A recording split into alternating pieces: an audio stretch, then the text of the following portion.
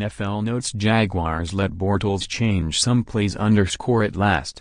It took 13 games for the Jacksonville Jaguars to give quarterback Blake Bortles full control of the offense. Offensive coordinator Nathaniel Hackett said this week that Bortles was allowed to audible from running plays to passing plays for the first time all season against Seattle. Hackett praised Bortles for switching to a pass on a 2nd and 6 play early in the 30-24 victory. Bortles found rookie Keelan Cole on a crossing route for a 10-yard gain that helped set up a field goal. "He knows why the play is being called now," said Hackett, in his first full season as the team's OC. "It's not just going out there and running a play and just kind of being a robot. He's trying to understand and figure out what we're trying to accomplish. Blake is starting to own the offense, and that's what you want from him." Although the Jaguars, 9-4, clearly had reservations about Bortles' ability to get the team into better plays early in the season, they are trusting him more now. And for good reason. Bortles is the NFL's highest-rated passer in December, completing 71% of his passes the last 2 games for 577 yards, with 4 touchdowns, no interceptions and no sacks. And now he's getting more control. "We started giving him the green light because obviously people are trying to stop the run and put a lot of people in there," Hackett said. "It's like, okay, Blake, you've got to start picking it up. The force is strong with Aaron. Aaron Rodgers is such a big fan of Star Wars that the avatar for his Instagram account is an illustration of the Green Bay Packers quarterback dressed as a Jedi. But Rodgers probably won't have time to catch the latest installment of the blockbuster series when The Last Jedi opens this weekend in theaters. Preparing for the Carolina Panthers takes precedence as he gets ready for his first action since missing 7 games with a collarbone injury. "This week is a little busy," Rodgers said when asked Wednesday if he would see the movie. "I am excited. I'm a big Star Wars fan. I actually got I think I'm wearing a Star Wars shirt today. I am, you've got to take my word for it, but it's a Star Wars shirt." He was spotted in the locker room later wearing a retro-looking Star Wars shirt after cleaning up following practice. _ snap. When New York Jets long snapper Thomas Hennessy went down with a head injury at Denver last Sunday, special teams coordinator Brant Boyer turned to tight end Eric Tomlinson, who had never snapped in a game at any level in his life. "It's funny because when I walked up to him I said, 'Hey, man, you're up,'" Boyer recalled. And typical Tomlinson, he looked up at me and said, "I got you, Boyer," and gives me knuckles. He's that kind of guy, though, so he was great.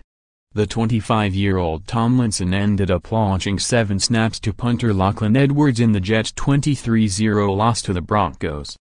"There were some that were iffy," Tomlinson said with a big grin. "They were all right." The Jets have been working a few days a week with Tomlinson since last season after Boyer asked if anyone wanted to give it a shot as the emergency snapper. And, aside from a few balls that were a bit high or a little low, all of Tomlinson's snaps reached Edwards. "Latch did a great job with that," Tomlinson said. "I wasn't even worried about protection. I was just worried about getting the snap to him. Latch did a good job, and the whole punt team, of protecting and Latch catching them to get the ball off." Boyer was impressed by how quickly Tomlinson adjusted to his new role. 7 punts with a backup long snapper. "I don't know how often that's been done," Boyer said. "Give Tomlinson the Purple Heart of the Week. He did a hell of a job. It was awesome to see." Hennessy was limited in practice on Wednesday and Thursday, but was expected to be available for the Jets game at New Orleans on Sunday. That means Tomlinson can go back to his usual job of blocking defenders and catching passes. "It gave me a good perspective of what they go through," Tomlinson said of long snappers. "It was fun, though. It was good to try a little something different." Careers in Football Forum. More than 100 students from 33 historically black colleges and universities participated in the 2nd annual Careers in Football Forum as part of the Celebration Bowl in Atlanta.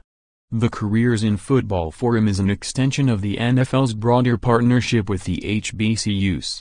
Through the partnership, The NFL and participating institutions aim to provide qualified individuals with the preparation and skills needed to secure employment in professional football administration.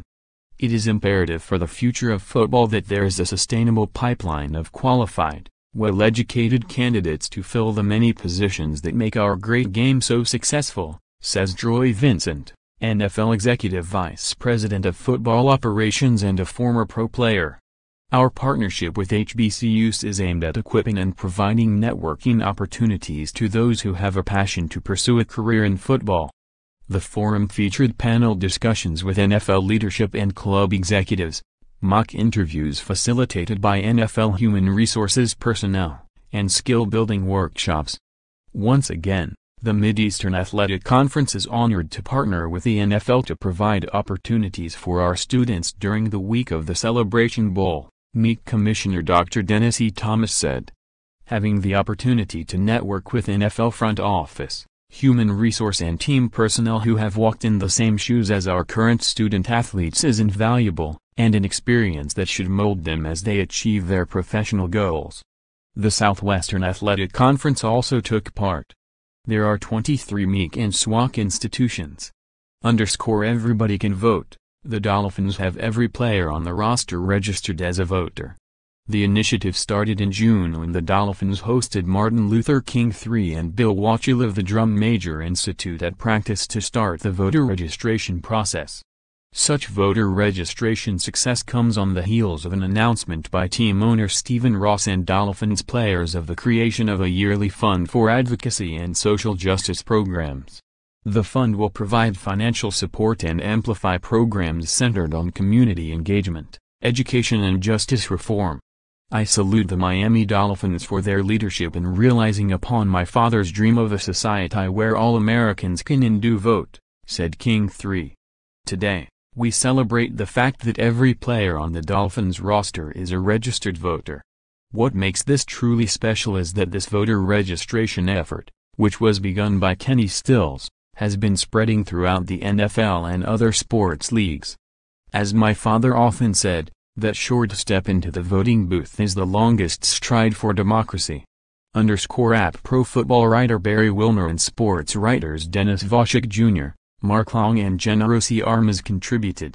For more NFL coverage, http://www.pro32.app.org and http://www.twitter.com/app_NFL